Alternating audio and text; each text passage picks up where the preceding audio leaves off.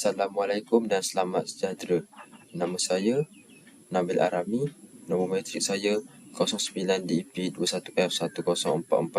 Dan hari ini saya akan membentangkan tentang skala produk. Skala. Hasil skala ialah operasi algebra yang mengambil dua jujukan nombor yang sama panjang, biasanya vektor koordinat, dan mengembalikan satu nombor. Skala produk mempunyai tiga formula. Formula pertama ialah formula untuk mencari skala produk.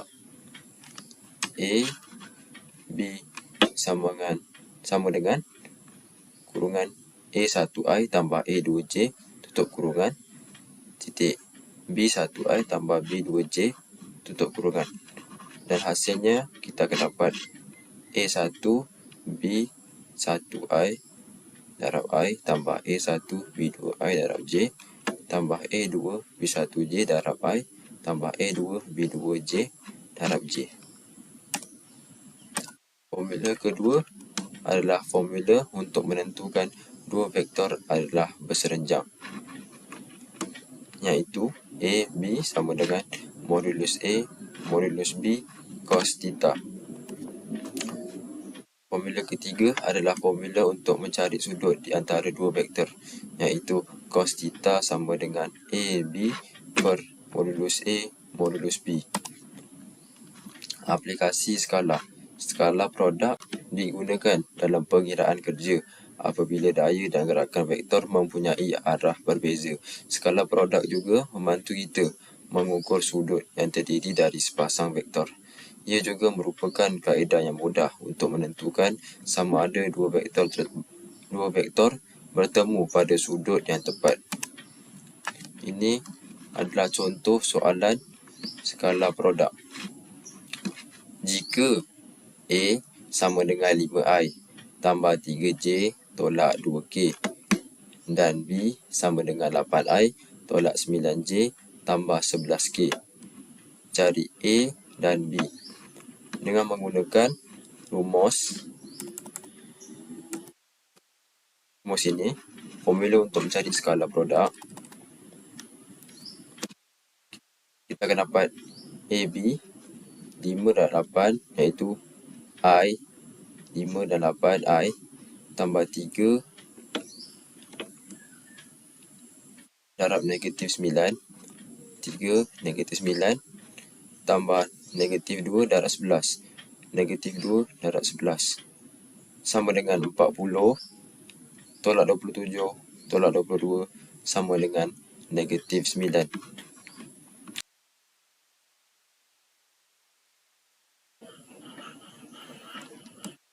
Daripada nilai di atas, kita boleh mencari sudut di antara dua vektor tersebut dengan mencari modulus A dan modulus B. Modulus A adalah punca kuasa 5 kuasa 2 tambah 3 kuasa 2 tambah negatif 2 kuasa 2 sama dengan punca kuasa 38. Modulus B pula ialah 8 kuasa 2 tambah negatif 9 kuasa 2 tambah 11 kuasa 2 punca kuasa sama dengan punca kuasa 266. Kita akan masukkan nilai-nilai tersebut di dalam rumus ini, iaitu A, B sama dengan modulus A modulus B cos theta. Negatif 9 iaitu nilai di atas tadi sama dengan modulus A punca kuasa 38 modulus B punca kuasa 266 dan nilai yang kita ingin cari cos theta. Dengan memasukkan nilai-nilai tersebut, cos theta sama dengan negatif 9 per punca kuasa 38 punca kuasa 266 sama dengan negatif 0.0895. Theta sama dengan shift cos dalam kurungan negatif 0.0895 sama dengan 95.14 darjah. Itu sahaja daripada saya. Terima kasih.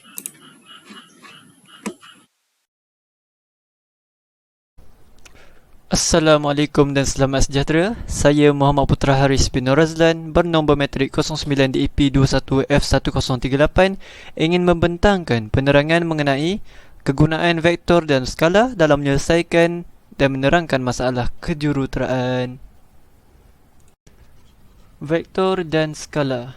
Vektor adalah kuantiti fizikal yang mempunyai keduanya magnitude dan arah, manakala skala adalah kuantiti fizikal yang hanya mempunyai magnitude. Contoh bagi kuantiti vektor ialah displacement, velocity, acceleration, momentum, force dan weight. Dan contoh bagi kuantiti skala pula adalah length, area, volume, speed, mass, density, pressure, temperature, energy, work dan power. Vektor diguna pakai dalam mekanik kejuruteraan untuk mewakili kuantiti yang mempunyai kedua-dua magnitude dan arah. Banyak kuantiti yang diguna pakai dalam kejuruteraan seperti daya, anjakan, halaju dan pecutan perlu diwakili sebagai vektor bagi proses analisis. Sebagai contoh, vektor diguna pakai di dalam bidang kejuruteraan sains komputer bagi menjalankan proses graf analisis, grafik, bioinformatik, speech recognition dan scientific computing.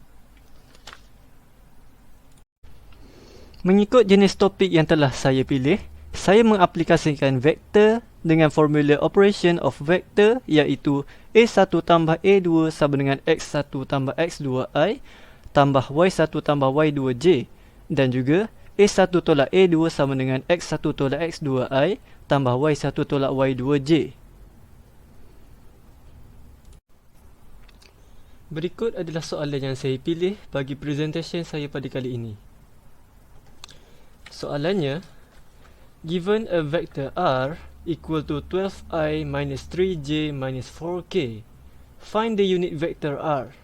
Express it in both bracket format and unit vector component format. Bagi menyelesaikan soalan ini, kita perlu mendapatkan magnitude untuk vektor R.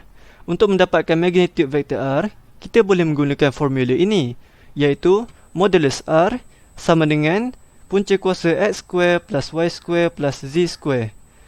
Yang seterusnya akan menjadi modulus R sama dengan square root 12² plus minus 3² plus minus 4² dan menjadi modulus R sama dengan square root 144 tambah 9 tambah 16 dan seterusnya menjadi modulus R sama dengan square root 169 dan jadilah modulus R sama dengan 13. Dan sekarang, magnitude tersebut boleh digunakan untuk mencari unit vektor B. Kita boleh menggunakan formula berikut iaitu vektor R equal to R over modulus R equal to X vector I plus Y vector J plus Z vector K over square root X² plus Y² plus Z².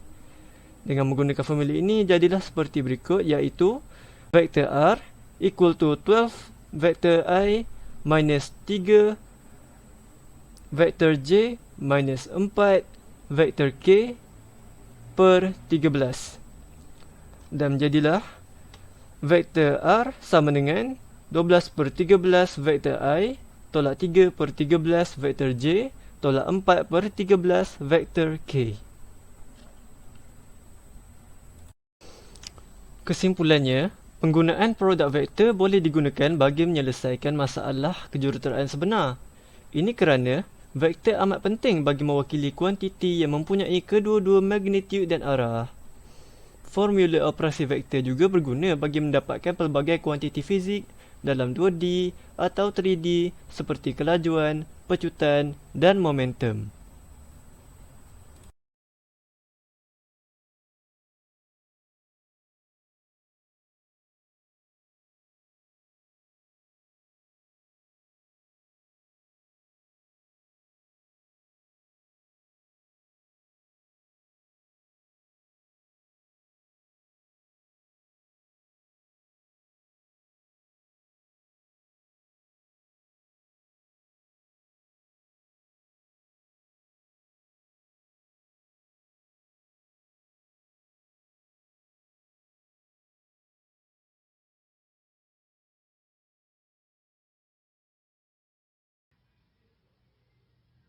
Hi, my name is Gobina Sanosaronan. My tag number is 09DEP21F1041. Today the topic I would like to talk about is vector and scalar. The definition of vector and scalar. Scalar. Scalar is a quantity that is fully described by magnitude only. It is described as just a single number. If you see in other hand is vector. A vector is quantity that has both magnitude and direction. Vector quantities are important in the study of motion. Difference between vector and scalar. The example of scalar quantities is mass, length, distance, speed, power, work, energy, temperature, and etc. In the other hand, example of vector quantities is weight, force, displacement, velocity, acceleration, thrust, drag, momentum, and so on. Vector and scalar vastly used in mechanical engineering.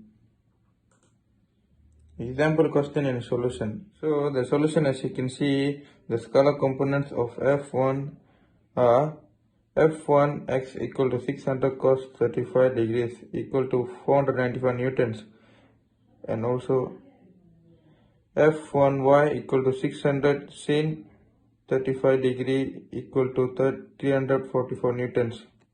The scalar components of F2 from figure B are F2x is equal to negative 500 4/5 equal to negative 400 newtons, and also F2y is equal to 500 3/5 equal to 300 newtons.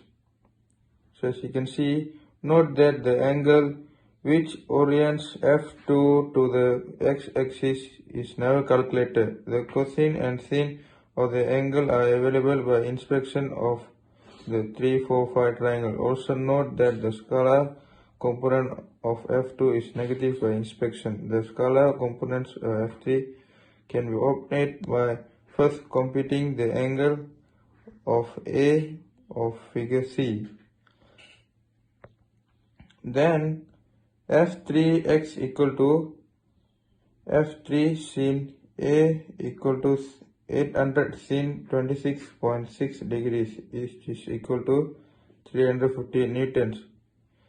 F3y equal to negative F3 cos A equal to negative 800 cos 26.6 equal to 716 newtons. Alternatively, the scalar components of F3 can be obtained by writing F3 as magnitude times a unit vector and AB in direction of the line segment AB. Okay, for now that's it. Thank you for watching.